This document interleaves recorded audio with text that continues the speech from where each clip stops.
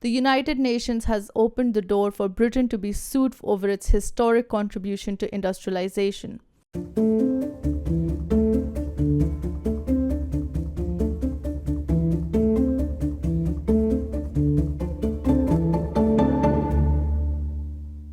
That's right, the birthplace of Industrial Revolution is now in the crosshairs of climate litigation. The charge? Emissions. The penalty? Potentially billions in reparations. Let's break it down. In a landmark advisory opinion issued by the International Court of Justice, the UN's top court, judges declared that failure to protect the climate may constitute an internationally wrongful act.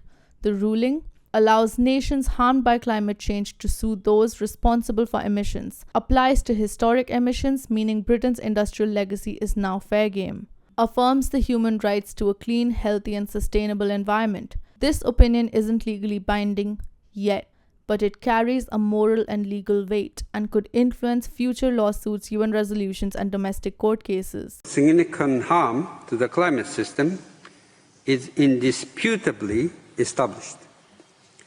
Climate change poses a quintessentially universal risk to all states.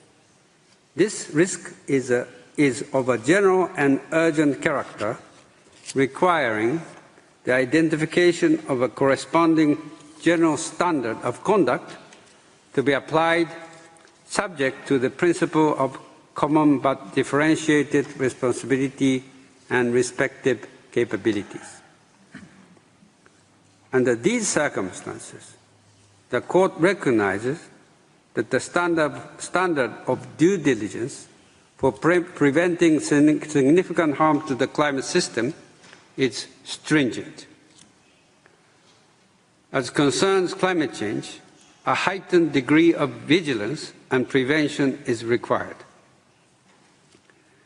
The Court concludes that the duty of states to prevent significant environmental harm applies in the context of climate change, and that this duty forms part of the most directly relevant applicable law. Britain is being singled out because it was the cradle of Industrial Revolution with massive coal-powered expansion.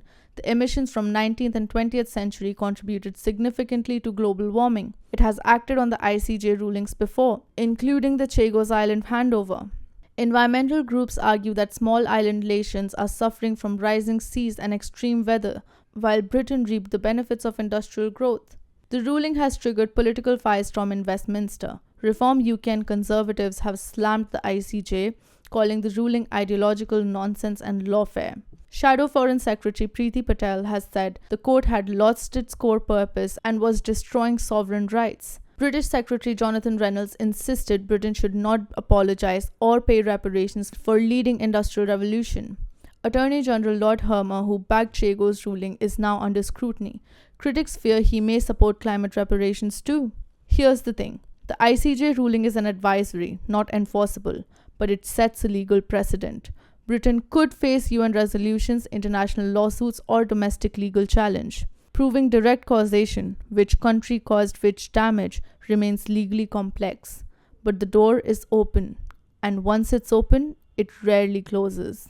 And so it turns out that apparently, and this is absolutely crazy because you and I are also screaming from the rooftops, aren't we?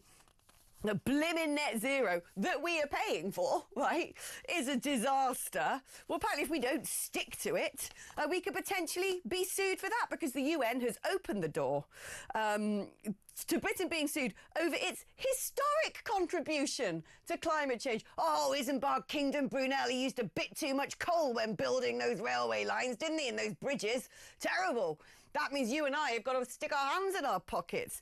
In a significant legal opinion, the International Court of Justice, the ICJ, otherwise known as the don't exist, leave us alone, your stupid tyrannical socialist project, said failure by countries to meet their climate obligations could, in specific cases, allow other states affected by climate change to sue them. Well, if we're going to start suing people over the weather, I think we in Britain have got some skin in that game. This isn't just about climate. It's about sovereignty, historical guilt, and a global system that's shifting from diplomacy to litigation. It's about asking, will Britain be forced to pay for its industrial past? And who decides what justice looks like? Let us know down in the comments. This is Shivangi and you've been watching Newsroom.